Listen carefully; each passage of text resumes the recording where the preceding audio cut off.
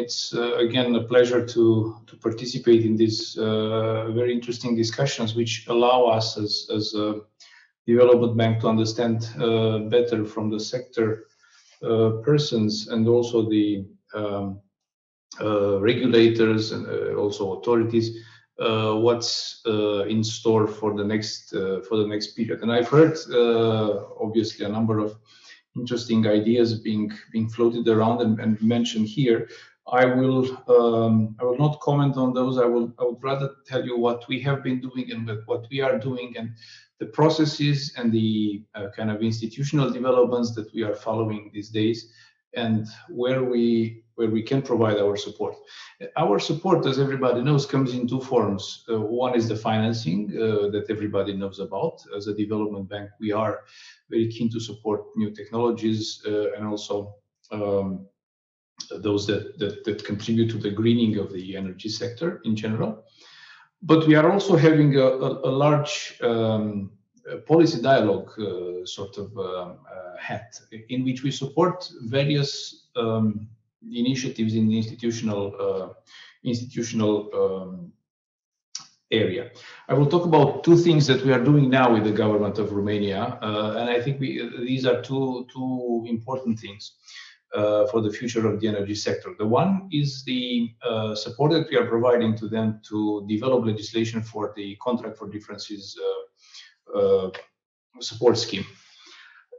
We have provided a grant to the Romanian government, and based on it, we have selected consultants who are now working with the Ministry of Economy now to put together the legislation that will regulate the contract for differences. It is still quite early days. The consultants have started work, I think, at the end of August, so it's really very early. But we expect that in a few months we will have sketched the kind of skeleton for the contract for differences scheme, based on which more renewable projects will be able to develop in the future. We hope now that investors, having been scared or even antagonized by the actions of the previous Romanian governments, which have moved from being very favorable on renewables to being extremely adverse on renewables, investors will join us once this new legislation is put in place. And obviously, EBRD is looking forward to finance more projects in renewables in Romania under the new contract for differences scheme. The second thing we are doing with the Ministry of Economy is related to the modifications of the new energy law and the transposition of the various EU directives that have been adopted over the last few years, especially the winter package in Romanian legislation. And in this respect, indeed, we are again offering a grant to the Romanian government, based on which consultants are going to be working with the government to basically provide support for developing this new energy law, which will be aligned with the EU directives. Now, we hope that based on these two pillars, the future is, at least from an institutional perspective, brighter. From a financing perspective, money was never an issue. Let's face it. I think the issue was consistent regulation, transparency, and obviously a sticking to your words type of attitude from the Romanian authorities. I would like to underline that the last project that we have signed in energy in Romania is a Transgas project signed in 2018, the Brua project, the Brua pipeline project. But until that, we've spent 4 years trying to mitigate the effects of adverse legislation in renewables, of which we were a big financier in the first 5 years of the last decade. Now, looking at the financing, I think we are very interested to continue to support green investment. Renewables obviously is a priority for us. We are still able, not along too many other IFIs, to support gas developments. We are out of oil and upstream oil, but we can still support downstream gas, and we can still support gas pipelines. Just to mention that we also feel that interconnections will play a stronger role in the future, and just a testament of that, EBRD 2 weeks ago signed together with Transgaz a project for the development. Actually, the project is made, but we have just entered with equity in Transgaz project in Moldova. Vestmold Transgaz is the company that we bought a stake in. We are there to show that we can bridge the kind of different type of regimes between the two countries. We are there to offer our strong policy dialogue capacity with the Moldovan government, and in order to smooth the adoption of favorable legislation to gas there. But we are there also to show that interconnections have a future in this region of Europe, and we are there as a preamble, I would say, to this development of BRUA.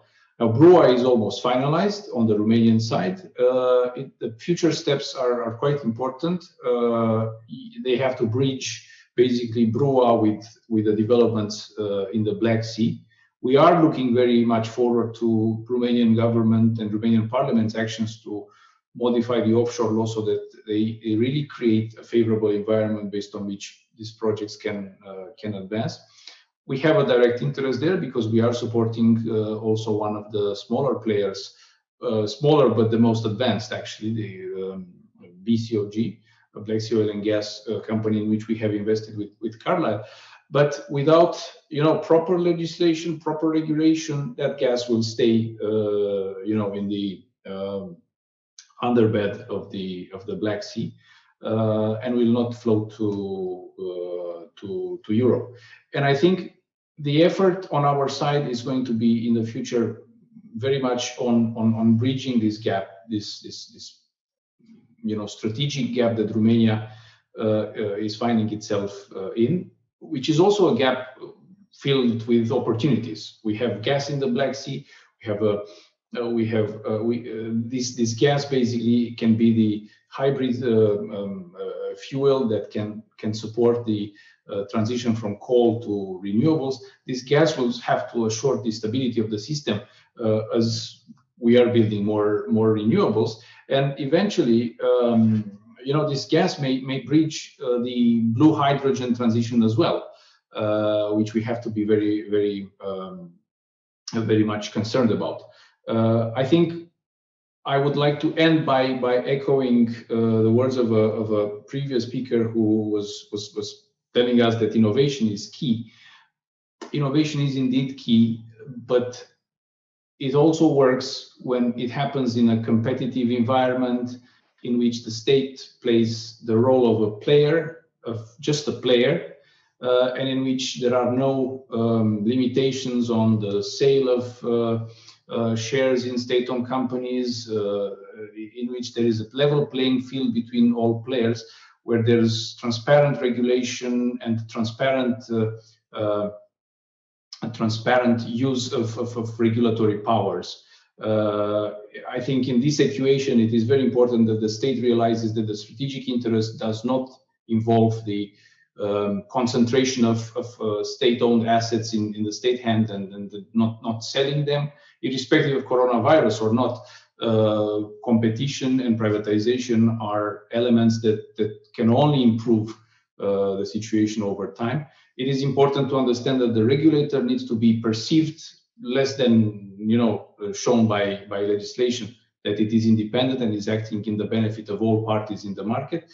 And with these institutional assurances, investors will come, competition will spur, and EBRD will be there to support such type of projects. Thank you.